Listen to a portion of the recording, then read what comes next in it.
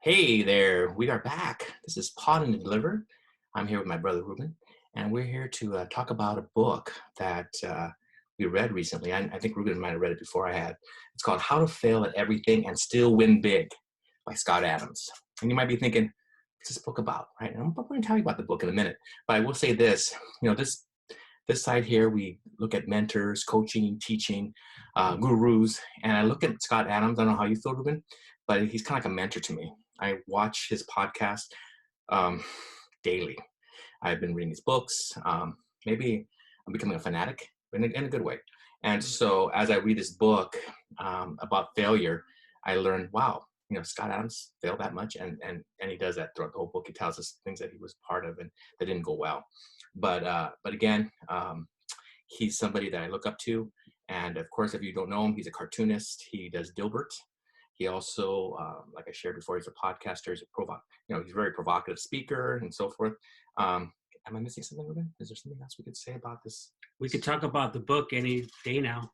Yikes! Let's talk about the book, Ruben. So, Ruben, right away, let's talk about this. He goes right into his speaking. Right? He talks about him losing his voice, and then he brings that up throughout the whole book. Right? But I think that's sharing with the reader that, hey, you know what? I already started failing. I'm going to talk to you about one of my biggest failures where I couldn't even talk. And he brings that up throughout the whole book, this piece that he just couldn't say a whole sentence without, breaking it up. Yeah, I think he handled it in one of the chapters. I'm not sure if he handled it in the whole book, but I think I know what you mean in the sense that he's had certain challenges, but one of them being, actually, I'd like to go before that. Yeah. Where this is located, I believe, is in chapter 15, where he talks about his optimism. So let me just take a step back further even and say, I think this book is very ingenious in that it is a self-help book. I think you'd probably find it in the self-help section if bookstores even are around anymore. If there's a bookstore still around. You would find it there, but it's also his biography, I think. So what's genius about it is he will give you a piece of advice, but then he'll tell you about something that happened to him and how he follows his own advice. So he first lost his ability to write or to draw. That's right. He has like this condition, and the doctor told him no cure. And he worked on it. On a solution to that problem, even though there was no hope. In chapter 15, he says, my optimism is like a cat gone missing. It might be gone for days, but I always expect it to return. Yeah. And I really think that's really useful advice to maintain optimism, even if everything falls apart. Very true in teaching. To maintain that, to be a good model to the students, right, and to always look for the solution. Right. After the hand problem fixed, he had the voice problem that you mentioned, and there's like they're connected in a way, he said. Right, and so, but even though they're connected in a way, the doctor told him, right, no known cures, nobody's ever recovered from the voice. He lost his voice. Yeah. And he had been public speaking at you said. So right. His response was, okay, how am I going to solve it? I'll be the first. Yeah. I'll be the first to recover from this. And again, he was. Yeah. So it is a real good lesson, certainly as a teacher going forward to, I look at myself as an optimistic person, but certainly it's a good reminder.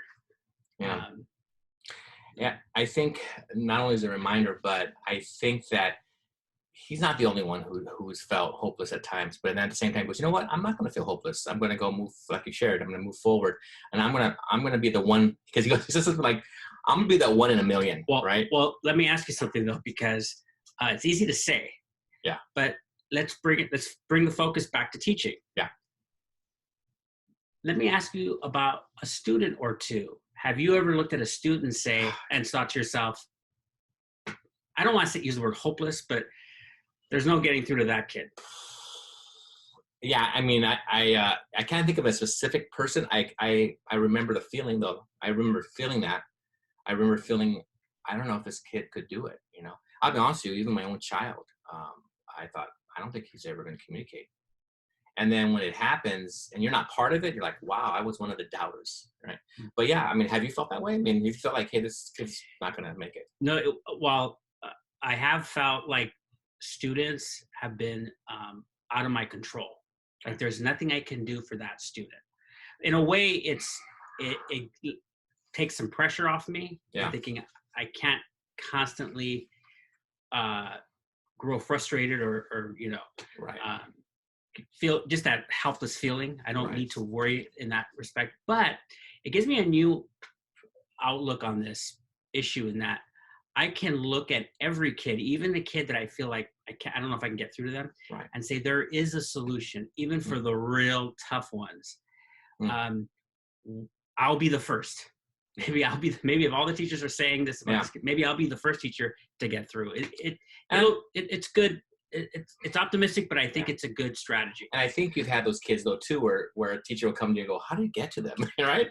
And that I know I could say that's happened where they go, and I think to myself, that kid didn't seem too difficult, but I didn't realize we're all different personalities, right? And some teachers just clash with another kid. It has nothing to do with their learning ability. Sometimes it has to do a lot to do with the personalities don't mix, right? Yeah, I think that's a big piece of it. So looking at this book, though, there's a chapter right we're in the beginning of the book that I really liked. He has some really clever titles, but one title just is Goals versus Systems, right? And this is one of the chapters that spoke to me because all my life I just felt like I just have to have goals and I got to reach those goals. But he says, you know what? That's a bunch of bull, right? We should have systems in place. Like if you want to lose 20 pounds, what are you doing to lose those pounds? What are you doing daily? Are you exercising? Are you watching weight? Are you dieting? Which begs the question, what are you doing? That's why I say this chapter really hit home. So thank you, Ruben, for bringing that up. But yes, so no answer. Okay, let's no. keep going. But there needs to be a system though. I think in my life though, when there are things that I have been successful at, there are things that I did to be successful. Correct? No, I think that a good answer to the question you just brought up, what do I need to do to lose weight? Sure. Instead of saying by May 1st, right, I will be 30 pounds lighter. Yeah. Instead of saying that, saying I will walk 10,000 steps a day. I will eat, you know, this 2 meals a day. Every day, something like that, is a system. So you're not looking at the goal, you're looking at how you sort of live your life, a systematic way that makes sense, as opposed to seeing this thing that you might not attain. On the date you attain it, you give up. No, I'm following a system that might prove fruitful. Yeah. Now, I forgot to share this. We're going to kind of just hit the first 19 chapters because there's so much to it. But so we're only talking about the first half of the book today. Yeah, because there's like 38 chapters. So we're going to do the first 19. So is there a chapter that spoke to you? Like I just shared that one. Obviously, it's a chapter I need to work on. Thank you for bringing that up, Ruben. But go ahead. No, because you brought up, is there something that I need to do to lose weight? So I just wanted to follow up. But what's your question? No, my question to you is there a chapter like that spoke to you that you said, wow, this is something I could work on, or something that that's challenging me? Because I think that's why we read these books, right? You shared that there's self-help, and I think that's what he's doing. He's saying, hey, this is what I learned. This is what I did a lot of failures. There's a chapter he actually shares all these failures. There must be about 20 of them. But after every failure, he goes, I learned this, and then I learned this, and then I learned that. That was chapter 3, and he says that failure always brings something valuable to it. Right. I don't leave until I extract that value. It is again very optimistic. It is very hard to practice, because if you have your heart set on something and you don't reach it, it could be soul crushing. Again, going back to teaching, you can look at that in the same way. You could look at a lesson. It didn't work out. You could look at a student. Oh, they're not connecting with me. But within the failures, what can be learned from it?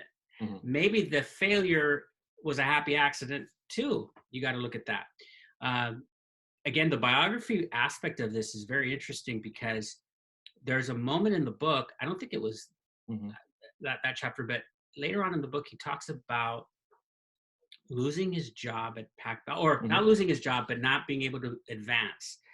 And Pacific Bell, I mean, is that even around anymore? It's a phone company. I think, you know, sure. But we don't have those anymore, these landlines. But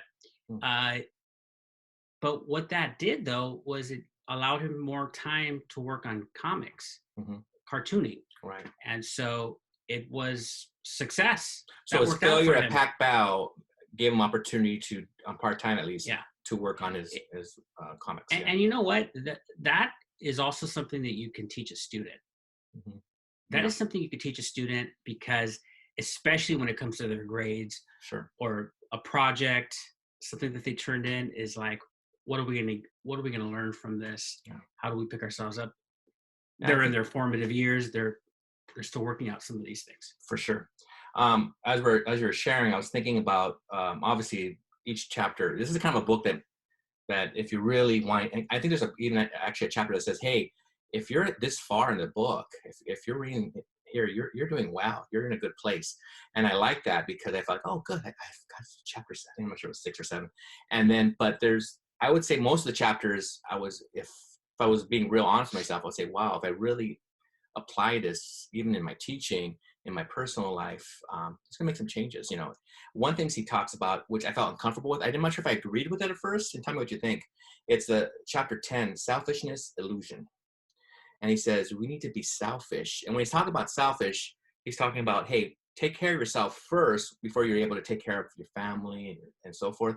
At first I felt weird, because the word selfish, I'm not sure if that was the best word to use, but it was talking, say, first you work internally before you work outwardly, right? Yeah. And I said, okay, I could handle that. I'm not sure how you felt about it, if that made you feel uncomfortable or no. No? I think it's true. I think you it's related to other things he's mentioned about your health and your personal energy.